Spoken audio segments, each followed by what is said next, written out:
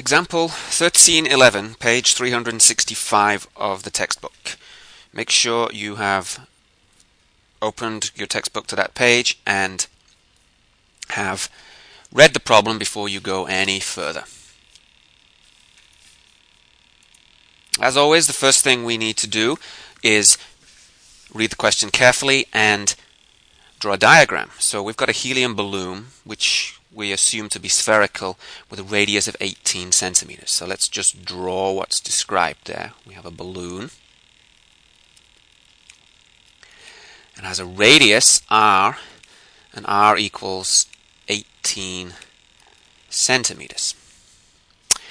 The temperature is room temperature, 20 degrees Celsius.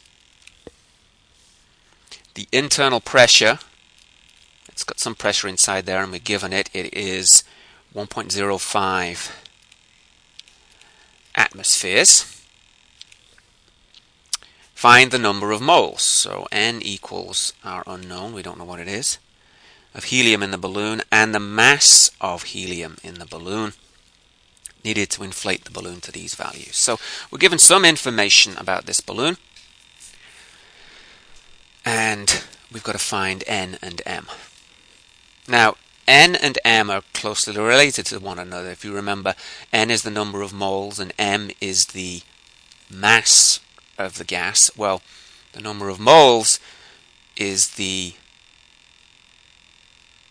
mass of the gas is just the number of moles multiplied by the molar mass of the gas, which for helium, you can look it up, is 4. But that extra piece of information we need, the relative molecular mass of helium, is 4 grams per mole. Now before we go any further with this, and this happens a lot with thermodynamics and ideal gas law problems, the units are all over the place. So we've got to do some conversions. The radius is in centimeters. We would prefer that to be in standard units, so let's convert that to meters. 18 centimeters is 0.18 meters. We're given a temperature in degrees Celsius, but the ideal gas law uses absolute pressure and absolute temperature, the Kelvin scale, so we've got to convert that. And we would add 273 to the Celsius temperature in order to get the Kelvin temperature. So 273 plus 20 is 293 Kelvin. Pressure is 1.05 atmospheres, so we're going to have to go look up how many pascals that is to get it in standard units. And that's actually given on your AP table of information for the exam. 1 atmosphere is 1.0 times 10 to the 5 pascals, so this pressure here is going to come out to be 1.05 times 10 to the 5 pascals. So, and as you're working with the ideal gas law, you're going to have to be careful of all these things. Make sure we get everything in standard units before we go any further. And there are lots of clues in the question as to what this is about. We're clearly dealing with pressures, temperatures, gases.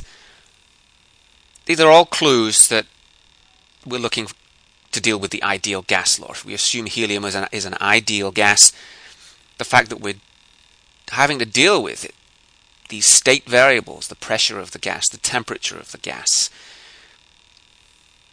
the number of moles of the gas is something we've been asked to find. These are all big clues that what we're having to use here is the ideal gas law. We know how these variables are related, so we know we're going to have to use pressure times volume is N times R times T.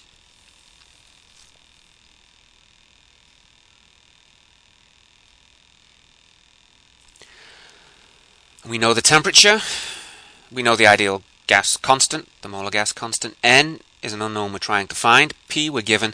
We don't yet know the volume, but we are given the radius of this sphere. So we're obviously going to have to use V equals 4/3 pi r cubed, which again, if you can't remember the volume of a sphere, it is given on the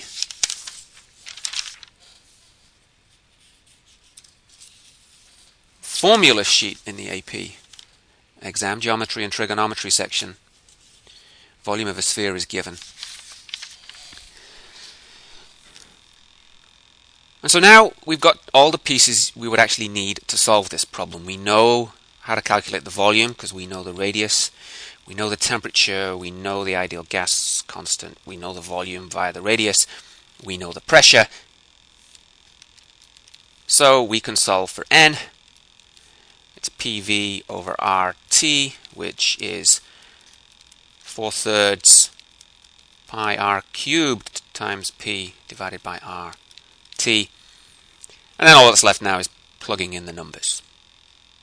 But always draw a picture, make sure everything's in standard units, and then just think about what have you been given, what's this problem all about, looking at the ideal gas law.